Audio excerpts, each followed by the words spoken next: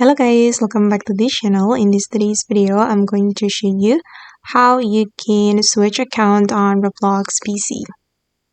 Okay, let's get into it guys. Here I have already opened my Roblox application on my PC. And here guys, there is no option to switch our account. So if you want to switch your account, you need to go to the Roblox web.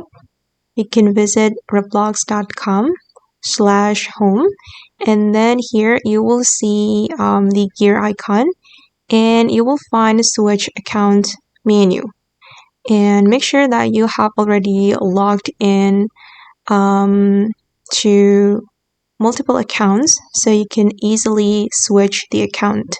This is my first account and this is my second account, and we can easily switch the account on the website.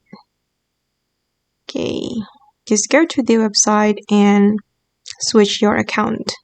On the application, if you want to switch account, you need to log out one of your account and you can move to your another account on Roblox.